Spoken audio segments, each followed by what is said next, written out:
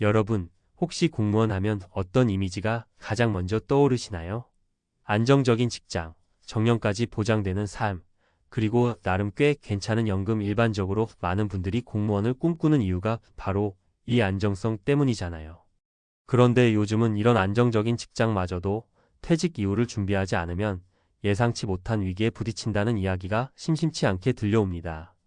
세상이 빨리 변하고 한번 잡았던 호황이 계속 이어지지 않는 시대잖아요.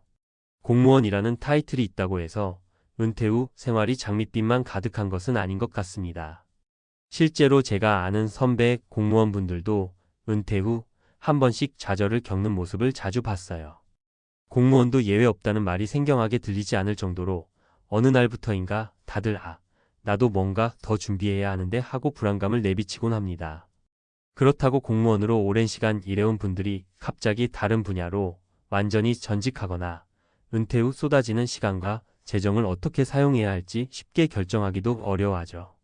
그러다 보니 우리 주변에 보이지 않게 은퇴 후 삶이 힘들어졌다고 호소하는 분들이 점점 늘어나고 있는 것 같아요. 지금부터 소개해드릴 3가지 사례를 통해 왜 은퇴 후 삶이 예상과 달리 어려워지는지, 그리고 그 과정에서 어떤 부분을 미리 준비해야 하는지를 함께 고민해봤으면 좋겠습니다. 첫 번째 사례, 어디서부터 어떻게 다시 시작해야 할지 모른다. 이 씨의 이야기. 이 씨는 60대 초반에 퇴직한 전직 7급 공무원입니다. 지방자치단체에서 오래 근무하셨고 여러 차례 부서 이동도 하면서 나름 전문성을 쌓았다고 생각했죠. 정년이 다가올 즈음엔 나는 평생 공무원 했으니 퇴직 후에도 무언가 할 수 있을 거야 라는 자신감이 있었습니다. 하지만 막상 퇴직하고 보니 생각했던 것과 너무 달라서 당혹스러웠다고 해요. 퇴직 직전까지는 매일 출근해서 일하느라 바빴잖아요. 그래서 막연히 내가 그래도 실무 경력도 있고 뭘 하나 해도 성공할 수 있겠지 했는데, 이게 막상 사회에 나와보니까 경험치가 공무원 조직 안에서만 통하더라고요. 공무원 생활 30년간의 경험과 네트워크가 모두 관 조직 안에만 묶여 있으니 민간 기업에서는 그게 큰 장점이 안 됐어요. 한마디로 어디서부터 어떻게 다시 시작해야 할지 감이 안 잡히더라고요. 이 씨의 이야기를 들어보면 공무원 생활이라는 것이 일반 기업이나 자영업과는 조금 다른 규칙과 문화를 가지고 있다는 점이 핵심인 것 같아요.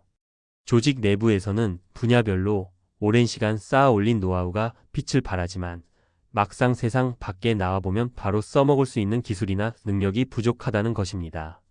이 씨는 결국 은퇴 후 12년 정도 이것저것 알아보며 지인에게 사업을 배워보기도 하고 자격증 공부도 해봤지만 쉽지 않았다고 하네요. 분명히 공무원 하면서 배운 일처리 능력이나 사람 상대하는 스킬이 있을 텐데 제가 그걸 어떻게 민간에 맞게 바꿔서 써야 하는지 감이 안 왔어요. 그리고 사실 월급으로만 먹고 살던 시절에는 경제관념도 그렇게 철저하지 않았거든요.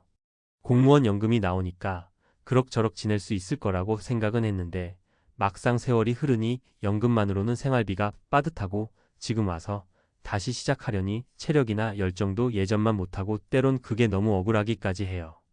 이 씨의 사례에서 알 수 있듯이 아무리 안정적이고 오래된 경력을 가지고 있어도 조직 밖에서 자립해보지 않은 이상 막연함과 두려움이 생길 수밖에 없습니다. 무엇보다 나의 장점을 민간 시장에서도 활용할 수 있게끔 미리 준비해두는 것이 중요하다는 걸 배울 수 있죠. 두 번째 사례, 돈은 준비했는데 삶이 너무 무료하다. 박 씨의 이야기. 이번에는 5급 사무관으로 정년을 꽉 채운 박 씨의 이야기입니다. 박 씨는 공무원 연금도 꽤 넉넉하게 받는 편이고 비교적 재테크도 잘 해놔서 경제적인 문제는 그리 크지 않았다고 해요.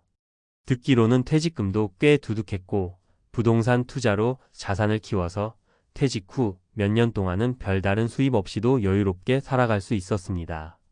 그런데 문제는 생활의 의미를 찾기 어려워졌다는 것이었습니다. 공무원 시절에는 매일 해야 할 일들이 쌓여 있었어요. 아침부터 저녁까지 회의니 보고니 공문이니 정신없이 살잖아요. 어느 부서로 가든 일이 많았고 공무원들이 다 그렇듯이 야근도 종종 했고요. 그런데 갑자기 퇴직하니까 처음엔 오랜만에 쉬어서 좋았어요. 여기저기 여행도 좀 다녔고. 근데 1년쯤 지나고 나니까 너무 심심한 거예요. 앞으로 내가 뭘 목표로 삼고 살아야 하는지 모르겠더라고요. 박 씨는 은퇴 후 돈 문제만 해결되면 모든 게 나아질 거라고 믿었습니다. 그런데 막상 은퇴하고 보니 돈보다 더 중요한 것이 있었다는 사실을 알게 된 거죠. 가족과 지내도 친구와 만나도 도무지 삶의 목적이 보이지 않으니 우울감이 커졌다고 합니다. 처음엔 이게 허무함 정도로만 느껴졌는데 나중에는 정말 우울증에 가까운 상태가 됐어요. 매일 아침에 일어나면 오늘은 뭐 하지? 라는 생각이 들고 아무것도 하기가 싫더라고요.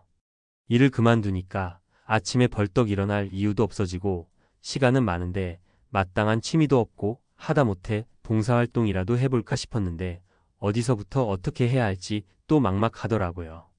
돈을 충분히 준비해도 은퇴 후의 일상 자체가 의미 없고 지루해진다면 그것 또한 큰 문제입니다.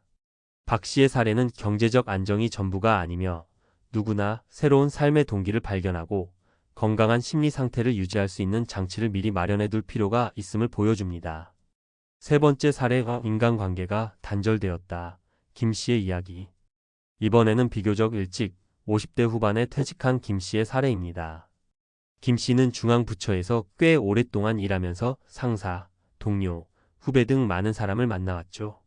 그래서 본인은 나는 은퇴해도 외롭지 않을 거야 라고 생각했다고 합니다. 그러나 막상 퇴직하고 보니 공무원 조직 안에서 만나던 사람들과의 교류는 급격히 줄어들었고 새롭게 만나는 사람도 찾기 어렵더라고요. 사실 직장 동료들이랑 친하다고 해도 그것도 결국은 직장이라는 울타리 안에서 매일 얼굴을 마주하니까 친해지는 거잖아요. 퇴직을 하고 나니까 내가 직접 연락하지 않으면 자연스럽게 소원해지는 거예요. 근데 제가 또 성격상 먼저 연락하고 모임을 주선하고 이런 타입이 아니라서 그냥 언젠가 다시 보겠지 했는데 안 보게 되더라고요. 김 씨는 그러다 보니 점점 인간관계가 좁아지고 집에서도 가끔 가족들과의 소통이 어긋나면 딱히 갈 곳도 없고 만날 사람도 없어서 막막함을 느꼈다고 해요. 평생 여러 사람을 대하던 공무원 입장이었기에 이 단절감이 더욱 크게 다가왔겠지요. 그러다 보니까 몸도 점점 움직이지 않게 되고 소통이 줄어들면서 우울감도 느껴지고요. 아, 내가 이렇게 은퇴한 뒤에 혼자가 되는구나 싶으니 씁쓸하더라고요.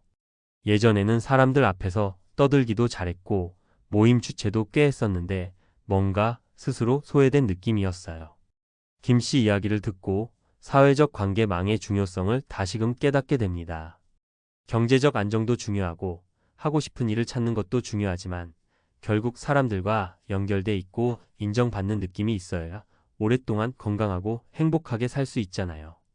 은퇴 후 어떻게 하면 조금 더 나은 삶을 준비할 수 있을까?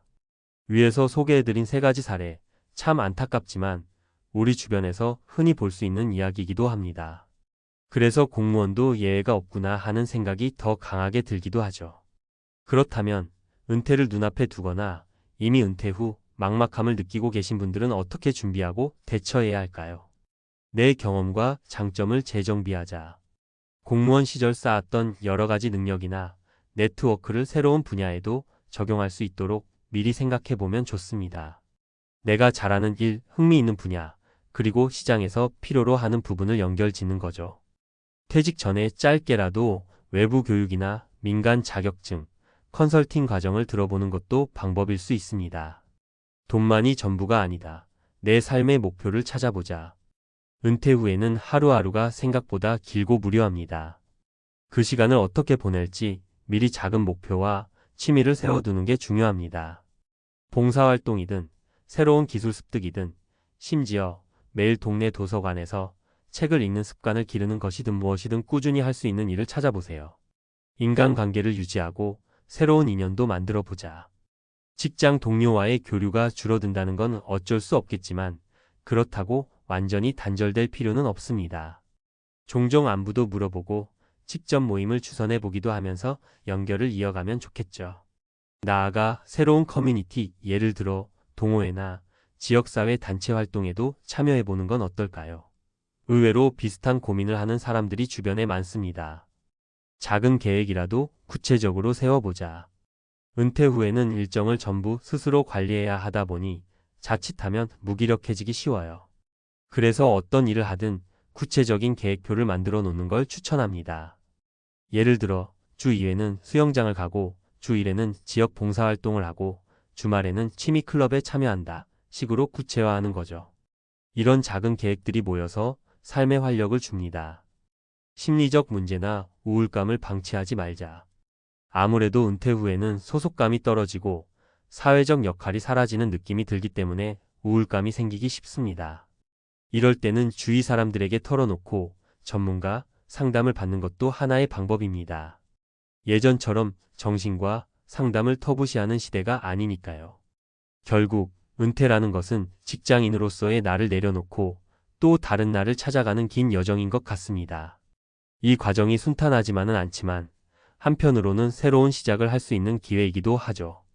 공무원이든 아니든 누구나 은퇴 후에는 한 번쯤 이제 내가 뭘 해야 하지?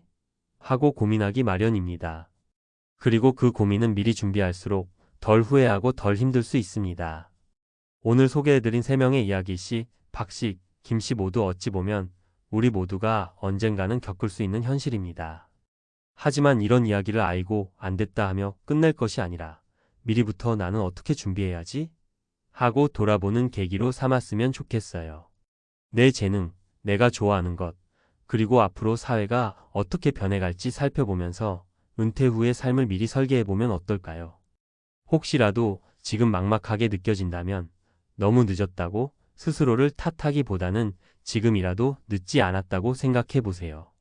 작은 한 걸음이라도 내디디면 분명 어제보다 나은 내일을 만들 수 있을 거예요.